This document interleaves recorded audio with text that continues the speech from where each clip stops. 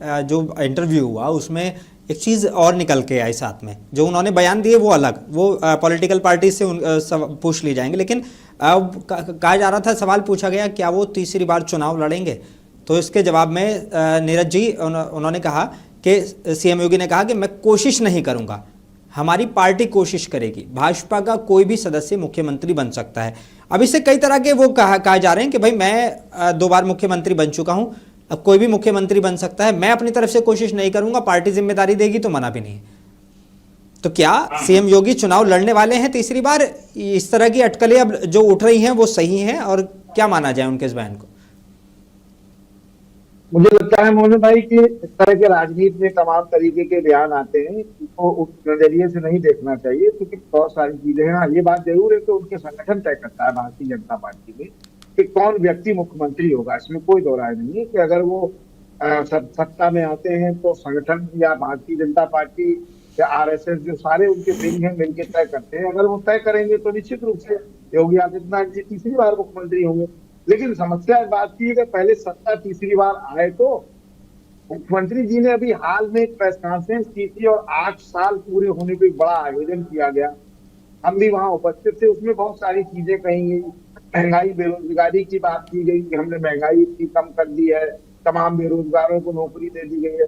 मुझे लगता है कोई उत्तर प्रदेश में बहुत बड़ी इंडस्ट्री नहीं लगी है अभी तक 8 साल में, जिसको हम कह सकते हो यहाँ 2000, 4000, 10,000 आदमी नौकरी कर रहा हो। दूसरी बड़ी बात, मुख्यमंत्री जी ने स्वयं स्वीकार किया कि 15 करोड़ लोग उत्तर प्रदेश के फ्री में राशन, निःशुल्क राशन ले रहे हैं। तो 25 करोड़ जनसंख्या है उत्तर प्रदेश की, 15 करोड़ फ्री राशन दे रहे हैं। अब बाकी कितने बचते हैं? 10 करोड़ लोग। 10 करोड़ को भी अगर हम डिवाइड कर लेते हैं मोहन भाई, तो उसमें 2 करोड़ तो ऐसे लोग होंगे जो नाबालिग होंगे, जिनकी उम्र 5 साल से कम होगी बच्चों की। बाकी बचे अब 8 करोड़। 8 करोड़ में भी 3 करोड़ लोग उत्तर प्रदेश की जेलों में बंद है। तो क्या उत्तर प्रदेश केवल 5 करोड़ लोगों के लिए चलाया जा रहा है? अगर विकास की बात कर रहे हैं तो विकास में क्या, हाँ ये माना जा सकता है कि उत्तर प्रदेश के मुख्यमंत्री ने उत्तर प्रदेश में बहुत अच्छे रोड मैप दिए, बहुत अच्छी सड़कें बनाई, सड़कों का, हाईवे का बहुत अच्छा जाल बिछाया गया। लेकिन उत्तर प्रदेश में कोई ऐसी एक बड़ी बिल्डिंग नहीं बनाई गई लखनऊ में जैसी राजधानी में, जिसको कहा जा सकता हो कि भारतीय जनता पार्टी की सरकार में बनी। तमाम ऐसी बिल्डिंगें हैं जिनको अलग अलग सरकारों में रहे उसमें बात होती है। मुख्यमंत्री जी ने और एक बड़ी बात जो कही, वो बार बार अपने शब्दों में, या भारतीय जनता पार्टी के बड़े नेता हो या छोटे नेता हो, बार बार एक बात दोहराते हैं कि 2017 से पहले ये था, 2000 भाई 2017 में खरा था तभी तो जनता ने आपको चुना। अब वो दौर चला गया है, आप 8 साल से इस प्रदेश के मुख्यमंत्री हैं।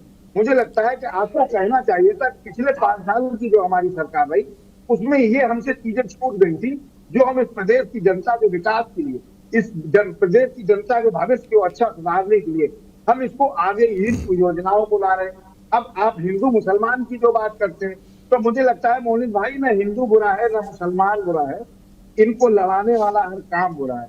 आप बताइए ऐसी कौन सी आफत आ गई थी जो आप सब्जी वाले, ठेले वाले, जूट वाले से कह रहे थे कि वोट लगाइए? ये किसने कहा? पुलिस के अधिकारियों ने कहा। पुलिस किसकी है? राहुल गांधी की है? अखिलेश यादव की है? नहीं ना, पुलिस तो आपकी है, सत्ता आपकी है। तो इन सब चीजों को नहीं जाना चाहिए। मुझे लगता है कभी आप औरंगजेब की मजार के नीचे चले जाते हैं, कभी मस्जिद के नीचे शिवलिंग ढूंढते। क्या इन चीजों से देश हमारा, अगर जैसे यशस्वी प्रधानमंत्री ने हमारे लिए दावा किया और आज भी कर रहे हैं वो कि 2047 में विकसित राष्ट्र बना देंगे हम भारत को, हम स्वीकार करते हैं। लेकिन अगर आप औरंगजेब की मजार में जाएंगे, नहीं बनेगा। मस्जिद के नीचे शिवलिंग ढूंढेंगे, नहीं बनेगा। आपको 2047 के लिए योजनाएं तैयार करनी पड़ेगी, भविष्य की बात करनी पड़ेगी। मुझे लगता है कि जो लोग, जिनके पास भविष्य नहीं होता, वो इतिहास को खंगालते हैं। आवश्यकता क्या है औरंगजेब की? हमें किसी ने बयान दिया, उन्होंने क्षमा मांग ली, उनको सदन से निष्कासित कर दिया गया, मामला खत्म। आप तमाम इन सब चीजों को देखिए, मुझे लगता है कि बेरोजगारी, महंगाई, वर्ल्ड बैंक कहती है कि 100 करोड़ लोग भारत में ऐसे हैं, अभी रिपोर्ट आई है एक हफ्ता पहले, 100 करोड़ लोग ऐसे हैं जिनके पास जरूरी सामान खरीदने के पैसे नहीं है। देश के यशस्वी प्रधानमंत्री कहते हैं कि हम 80 करोड़ लोगों को राशन दे रहे हैं। 20 करोड़ लोग कहाँ हैं? या तो वर्ल्ड बैंक झूठ बोल रही है या प्रधानमंत्री झूठ बोल रहे हैं, दोनों में से एक आदमी तो झूठ बोल ही रहा है। तो मुझे लगता है कि उन चीजों पर चर्चा होनी चाहिए जिससे हमारे प्रदेश का विकास हो, हमारे देश का विकास हो। पेपर लीक पर चर्चा होनी चाहिए, सड़क बिजली पानी पर चर्चा होनी चाहिए। आपने हर जिले में अस्पताल बनवाए हैं, मेडिकल कॉलेज बनवाए, उन पर चर्चा होनी चाहिए। आपने अभी एक और नई बात कही कि इससे पहले 3 हवाई अड्डे थे उत्तर प्रदेश में, बनारस, आगरा स्थायी रूप से था, लखनऊ, हमने 16 बनवा दिए, 14 और बन रहे। अरे महाराज, ये तो बताइए, 6 कंपनियां भारत में हवाई जहाज की ऐसी हैं जो नीलाम हो गई, बिक गई। इन पर सब्जी मंडी लगाओगे क्या आप? हवाई जहाज ही नहीं होंगे, कंपनियां नहीं होंगी, वो उड़ाएगा कौन? आप बताइए। कल की खबर है, कल ही बनारस से सीधी जो हवाई यात्रा थी बंद कर दी गई। उन्होंने कहा नहीं, अब घूम के आएगी, क्योंकि उनकी समस्या अपनी थी, ये कंपनियों की अपनी समस्या, बहुत सारी चीजें। मुझे लगता है विकास की ओर जो रास्ता जाता हो, उस पर देश के प्रधानमंत्री को चलना चाहिए, उसी पे उत्तर प्रदेश के मुख्यमंत्री को चलना चाहिए। और चुनाव परिणाम के बारे में अभी कहना बहुत जल्दबाजी होगी, क्योंकि मोदी जी, आपने देखा 2024 में अभी लोकसभा चुनाव निपटा। लोकसभा चुनाव में 10 साल की भारतीय जनता पार्टी की केंद्र की सरकार, 7 साल की उत्तर प्रदेश की सरकार की पूरी मेहनत पे पानी फेर दिया लल्लू सिंह के बयान ने। उन्होंने कहा कि अगर हम 400 पार हो गए, संविधान बदल देंगे। सारे मुद्दे एक तरफ हो गए और आप 240 पे आके निपट गए, 400 की जगह।